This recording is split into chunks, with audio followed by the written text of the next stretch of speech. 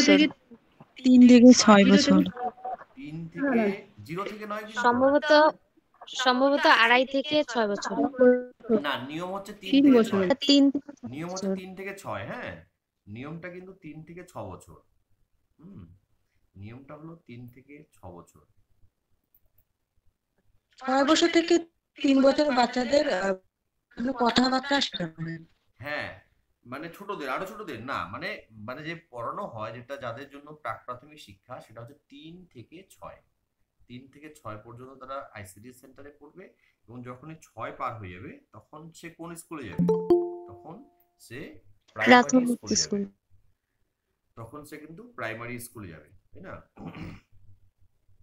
আচ্ছা, প্রাইমারি স্কুলটা কোন ক্লাস থেকে কোন ক্লাস পর্যন্ত? 1 থেকে 5। 1 থেকে 4 পর্যন্ত। 1 থেকে 4 নাকি 1 থেকে 5 পর্যন্ত প্রাথমিক শিক্ষা? 1 থেকে 5। 1 থেকে 1 থেকে 1 5 থেকে হচ্ছে 4। প্রাথমিক শিক্ষা, হ্যাঁ, 1 থেকে 1 5 থেকে হচ্ছে 5। 5 প্রাথমিক শিক্ষা।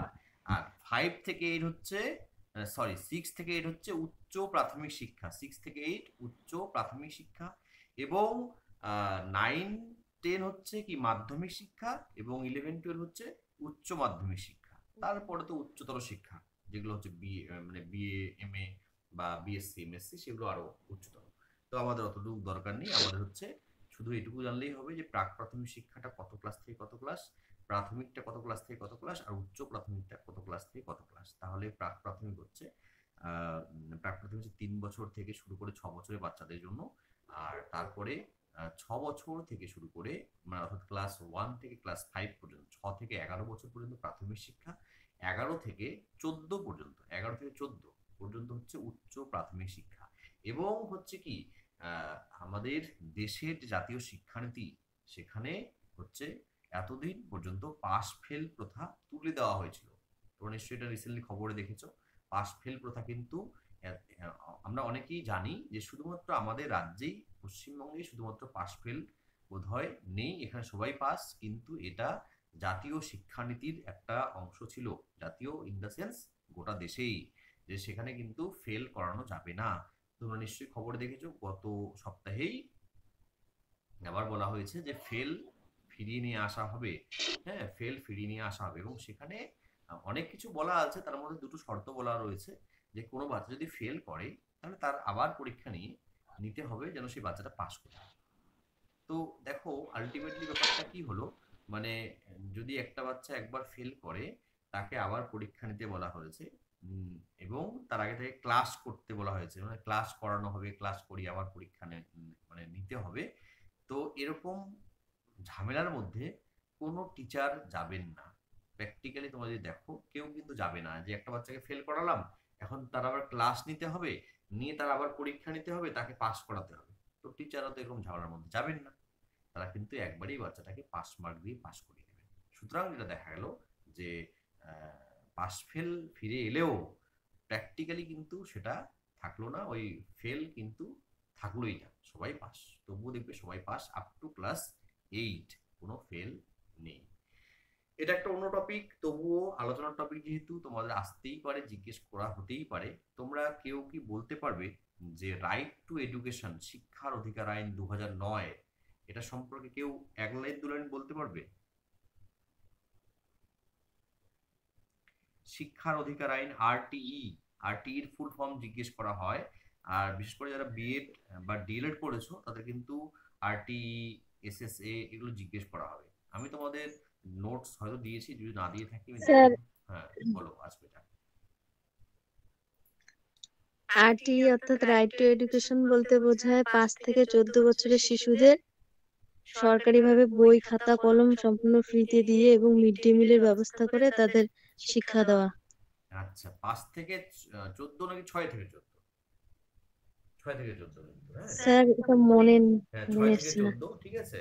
এবং তার হ্যাঁ, তুমি এটা ভালোই বলেছো, যে এই যে প্রাক প্রাথমিক, না, এই হচ্ছে কি মানে উচ্চ প্রাথমিক পর্যন্ত শিক্ষা দেওয়া, অর্থাৎ 14 বছর, 6 বছর থেকে শুরু করে 14 বছর পর্যন্ত বাচ্চাদের হচ্ছে বিনামূল্যে শিক্ষার ব্যবস্থা করা, মানে সমস্ত কিছু রকম ভাবে সহায়তা করে, বই খাতা দিয়ে পেন দিয়ে তাদের সেটা পড়াশোনার ব্যবস্থা করা, এটা হচ্ছে একটা বৈশিষ্ট্য। এছাড়াও আরো অন্যান্য অনেকগুলো পয়েন্ট রয়েছে, সেগুলো তোমরা দেখে নিলেই পরে বলতে পারবে। তো আইসিডিএস, এই যে বিষয়টা আইসিডিএস আমরা বলছি, যে ইন্টিগ্রেটেড চাইল্ড ডেভেলপমেন্ট সার্ভিসেস, এটাকে আমরা বাংলায় কি বলছি? সুসংহত শিশু বিকাশ সেবা সমূহ। আইসিডিএস কত সালে চালু হয়েছে তোমরা সকলেই জানো? 1975 সালে। 1975 সালে আইসিডিএস চালু হয়েছে। আচ্ছা, কত তারিখে? 1975 সালে 2 অক্টোবর। 2রা অক্টোবর। হ্যাঁ, 2রা অক্টোবর, ঠিক আছে, 2রা অক্টোবর। আচ্ছা, স্যার একটা কথা ছিল, হ্যাঁ সুচিতা বলো। সে 1962 সালে নাকি আইসিএস এর ধারণাটা মিড ডে মিল ধারণা থেকে এসেছিল, কিন্তু মিড ডে মিলই তো শুরু হলো 1995 সালে। ভালো প্রশ্ন করেছো, কনফিউশন। ভালো প্রশ্ন করেছো, এটা উত্তর আছে আমার কাছে, আমার উত্তর আছে, দিচ্ছি। আচ্ছা, তো এবার হচ্ছে এটা বলো যে 2 অক্টোবর আমরা সবাই জানি যে আইসিডিএস চালু হয়েছিল। 2 অক্টোবরে মহাত্মা গান্ধীর জন্মদিন, এটা তোমরা সকলেই জানো নিশ্চয়ই, মোহনদাস করমচাঁদ হ্যাঁ স্যার। গান্ধীর জন্মদিন। আচ্ছা, ইনি ছাড়াও হ্যাঁ স্যার। আমাদের দেশের আরো একজন মহান নেতার সেদিন জন্মদিন। প্রশ্ন মহাত্মা গান্ধীকে নিয়ে করে না, প্রশ্ন করা হয় তাকে নিয়ে, যে সেই নামটা কি? মানে 2 অক্টোবরে আর কোন মহান নেতা জন্মগ্রহণ করেছেন মহাত্মা গান্ধী ছাড়া? স্যার আমি দেশের বর্তমান প্রধানমন্ত্রী নরেন্দ্র মোদী আসার পরে এটা চালু হয়েছে 2 অক্টোবরে, মানে ওটা আছেই, যেটা আছে সেটা আছেই। সঙ্গে স্বচ্ছ ভারত অভিযান, নিশ্চয়ই তোমরা এই টার্মটা শুনেছো, স্বচ্ছ ভারত অভিযান, সেটাও কিন্তু 2 অক্টোবরে পালন করা হয়। হলো? তাহলে মানে কি হলো ব্যাপারটা, যে কিছু কিছু বিষয় আছে যেগুলো নিয়ে খুঁটিয়ে খুঁটিয়ে নোট দেওয়াটা পসিবল নয়। সেজন্য ক্লাস করলে যেটা হবে, এক তো তোমাদের পড়া এখান থেকে অনেকটা হয়ে যাবে, 2 নম্বর হচ্ছে যে তোমরা যতই নোট পড়ো না কেন, কিছু প্রশ্ন মনের মধ্যে থেকেই যাবে। যেমন সুচিতা ও বলল যে স্যার বলা হচ্ছে যে 1975 সালের আইসিডিএস এর ধারণা 1962 সালের মিড ডে মিল থেকে এসেছে। তো কেমন করে এসেছে? অ্যাকচুয়ালি সারা দেশে মিড ডে মিল চালু হয়েছে 1995 সালে, সারা দেশে। কিন্তু মিড ডে মিল তার আগেও চালু ছিল, এতটা ব্যাপকভাবে হয়তো ছিল না, কিন্তু তার আগেও চালু ছিল। 1960 সাল 1960 নাগাদ তামিলনাড়ুর তৎকালীন সিএম, তামিলনাড়ুর মুখ্যমন্ত্রী, যার নাম হচ্ছে কে কামরাজ। কে কামরাজ, কে কামরাজ, কে কামরাজ, তামিলনাড়ুর তখন মুখ্যমন্ত্রী ছিলেন 1960 সালে। তিনি হচ্ছে তখন তার রাজ্যে বাচ্চাদের জন্য এই দুপুরের খাবারের আয়োজন করতেন। তো মিড ডে মিল শব্দটার অর্থই হচ্ছে দুপুরের খাবার, বা লাঞ্চ, যেটাকে আমরা এক কথায় বলি এখন আমাদের অন্য ধরনের টার্মে। বাট সেটা হচ্ছে তখনই চালু ছিল এই বিষয়টা, মিড ডে মিলটা। তো সেই ধারণা থেকে হচ্ছে আইসিডিএস ধারণাটা এসছে, যে আইসিডিএস চালু করেও বাচ্চাদের পুষ্টির ব্যবস্থা করা যেতে পারে। হ্যাঁ, তো এই যে কে কামরাজ, এই কে কামরাজকে বলা হয় মিড ডে মিলের জনক। কে কামরাজকে বলা হয় মিড ডে মিলের জনক, যিনি 1960 সাল নাগাদ তার রাজ্যে হচ্ছে এই মিড ডে মিল চালু করেছিলেন। এবং সেইখান থেকেই হচ্ছে কথাটা বলা হয় যে 1962 সালে সেটা ব্যাপক আকার ধারণ করেছিল। তো এবং 1995 সালে গিয়ে হচ্ছে সারা দেশে মিড ডে মিল চালু হয়েছে। তো যেহেতু 1962 সালে সেই রাজ্যে মিড ডে মিলটা আরো একটু বড় আকার ধারণ করেছিল, তার জন্য বলা হয় যে 1975 সালের আইসিডিএস এর ধারণাটি 1962 সালের মিড ডে মিলের ধারণা থেকে এসেছে। সুচেতা ক্লিয়ার হলো? বাকিদেরও আশা করি ক্লিয়ার হলো, যারা জানতে হ্যাঁ, চান। হ্যাঁ, আচ্ছা, এই গেল একটা বিষয়। নেক্সট বিষয় হচ্ছে যে আইসিডিএস যখন চালু হয়েছিল, যখন আইসিডিএস চালু হয়েছিল তখন কতগুলো জায়গাতে আইসিডিএস চালু হয়েছিল, কতগুলো প্রজেক্টে? দুটি জায়গায়। 33টি প্রজেক্ট নিয়ে। সারা দেশে হচ্ছে 33টি জায়গাতে, 33টি মানে প্রজেক্ট। প্রজেক্টে, প্রজেক্ট ইন দ্য সেন্স মানে 33টা সিডিপিও অফিস তখন আর কি মোটামুটি ছিল, যেটাকে আমরা এখন প্রজেক্ট অফিস, সিডিপিও অফিস বলছি। তো সেটাই প্রজেক্ট। তো 33টা প্রজেক্টে সারা দেশে চালু হয়েছিল। এবং একই দিনে অনেকে কিন্তু ধারণা আছে, অনেকে গুগল করে পেয়েছে যে দিল্লির জামা মসজিদে প্রথম চালু হয়েছিল। হ্যাঁ, অনেকে গুগল করে সেটা পেয়েছে, আমি আগের ক্লাসগুলো দেখেছি। তো তো সেটা যদি আর একটু ভালো করে সেই আর্টিকেলটা পড়া যায়, তাহলে দেখা যাবে যে দিল্লির জামা মসজিদ বলে যে এরিয়াটা রয়েছে, সেখানে দিল্লির মধ্যে প্রথমে সেখানে চালু হয়েছে। দিল্লি রাজ্যটা, দিল্লি তো একটা রাজ্য, এনসিআর। তো দিল্লির রাজ্যের মধ্যে, হ্যাঁ, সেখানে ন্যাশনাল ক্যাপিটাল রয়েছে এনসিআর। তো দিল্লি রাজ্যটার মধ্যে সেখানে প্রথম জামা মসজিদ যে এরিয়াটা আছে সেখানে চালু হয়েছিল। এর পিছনে হয়তো কোনো কারণ রয়েছে, আমরা সেই কারণটাতে আর যাইনি। আর পশ্চিমবঙ্গে চালু হয়েছে দুটো জায়গায়। পশ্চিমবঙ্গে দুটো জায়গায়, কোথায় কোথায় বলো? পুরুলিয়ার কলকাতা পুরুলিয়ার মানবাজারে এবং কলকাতার কলকাতার খিদিরপুরে। এখন প্রশ্ন সেটা নয়, খিদিরপুরে। এই প্রশ্ন সবাই জানে, এই উত্তর তোমরা সকলেই জানো। কেউ আমাকে একটু দু লাইনে বলো যে কেন এই দুটো জায়গাকে বেছে নেওয়া হয়েছে। কারণ হচ্ছে যদি কখনো প্রশ্ন কেউ করে যে সারা ভারত, মানে সারা ভারতের মধ্যে প্রথম কোথায় চালু হয়েছিল, তোমরা কিন্তু এটার উত্তর যদি কেউ দিয়ে দাও যে সারা ভারতের মধ্যে প্রথম চালু হয়েছিল দিল্লিতে, বা সারা ভারতের মধ্যে প্রথম চালু হয়েছিল খিদিরপুরে, তাহলে কিন্তু উত্তরটা ভুল হবে। অপুষ্টি দূরীকরণ, অপুষ্টি দূরীকরণ এই দুটো উদ্দেশ্য নিয়ে চালু হয়েছিল। এখন তো অনেকগুলো লক্ষ্য রাখা হয়েছে, যেমন ভ্যাকসিনেশনের কাজটাকে এখানে ঢুকিয়ে দেওয়া হয়েছে। যদিও যদি আমরা কার্যক্ষেত্রে দেখি, তাহলে কিন্তু ভ্যাকসিনেশনটা আর অঙ্গনওয়াড়ি সেন্টারের সঙ্গে এখন আর সেরকম ভাবে যুক্ত নয় প্রত্যক্ষভাবে, তাই না? এখন কি অঙ্গনওয়াড়ি সেন্টারে ভ্যাকসিনেশনটা হয়? অঙ্গনওয়াড়ি সেন্টারে কি এখন হেলথ সেন্টারে হয়। তার মানে কি, হ্যাঁ, তার মানে কিন্তু এটা কিন্তু এখন আস্তে আস্তে সরে গিয়েছে। বইয়ের মধ্যে আমরা তো পড়ছি যে ভ্যাকসিনেশন বা ইমিউনাইজেশন পড়ছি, টিকাকরণ পড়ছি, কিন্তু প্র্যাকটিক্যালি যদি আমরা খেয়াল করি, তাহলে কিন্তু দেখা যাবে যে এটা এখন অঙ্গনওয়াড়ি সেন্টার থেকে সম্পূর্ণ বেরিয়ে গিয়ে সেটা এখন চলে গিয়েছে কোথায়, মানে অল্প একটু পার্ট আছে, কোথায় আছে সেটাও বলে দিচ্ছি। মানে সেটা কিন্তু হেলথ সেন্টারে হয়।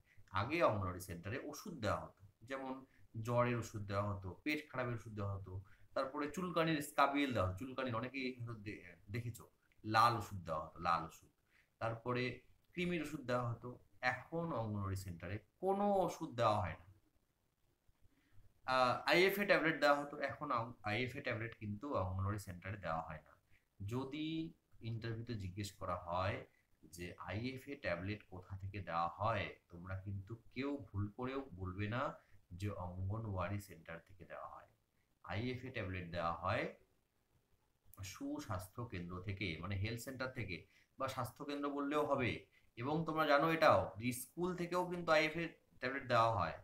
হ্যাঁ, হাই স্কুলগুলোতেও আইএফএ ট্যাবলেট দেওয়া হয়। একদম 12 পর্যন্ত মেয়েদের, 5 থেকে শুরু করে 12 পর্যন্ত মেয়েদের আইএফএ ট্যাবলেট সেখান থেকে দেওয়া হয়। তো আমাদের উত্তরটা হবে যে সুস্বাস্থ্য কেন্দ্র থেকে আইএফএ ট্যাবলেট দেওয়া হয়। আইএফএ এর ফুল ফর্ম কি? Iron and folic acid. Iron and, ঠিক আছে।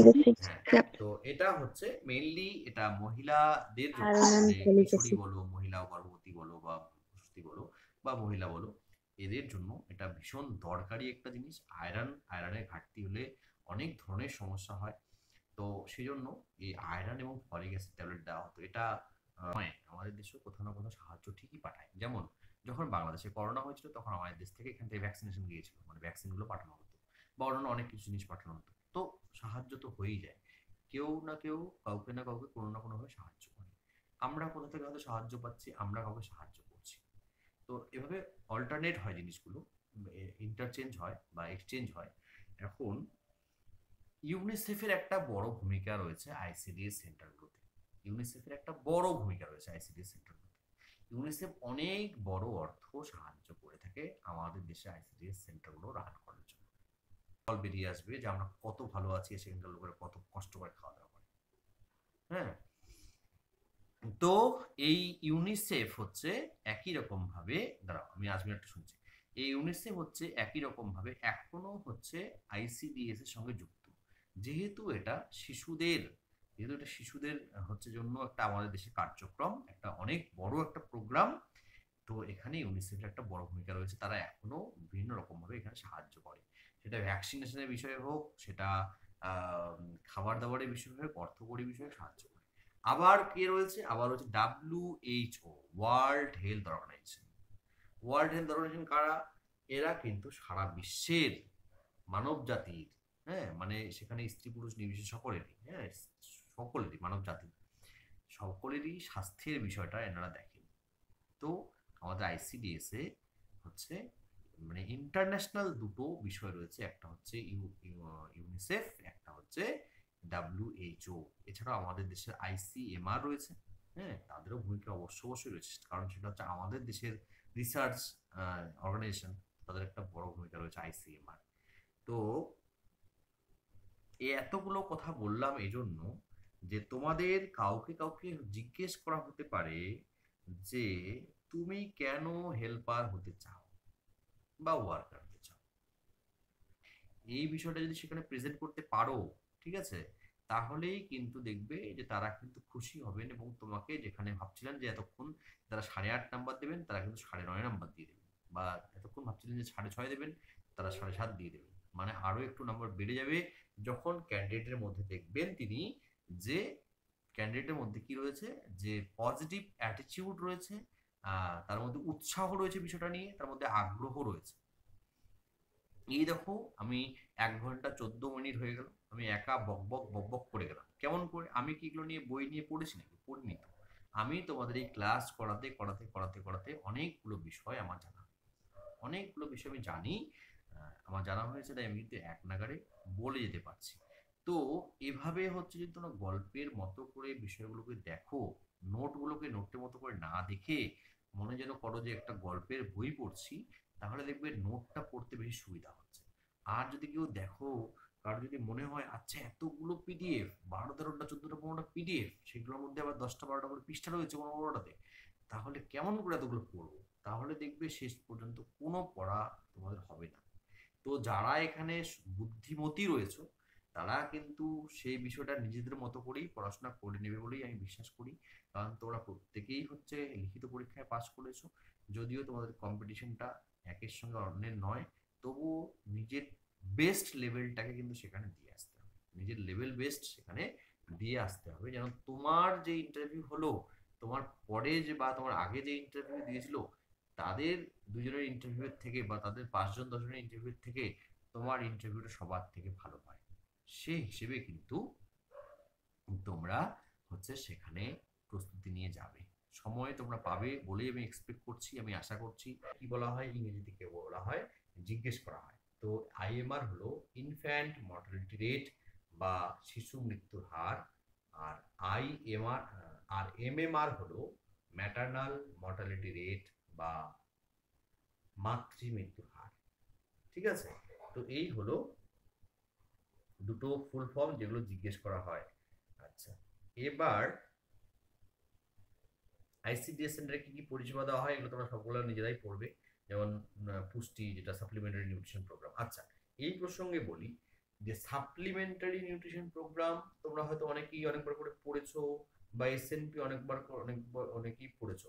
তো এই সাপ্লিমেন্টারি নিউট্রিশন এটা কখন বাচ্চাদের দেওয়া হচ্ছে, কোন দিন, কখন, কিভাবে দেওয়া হচ্ছে?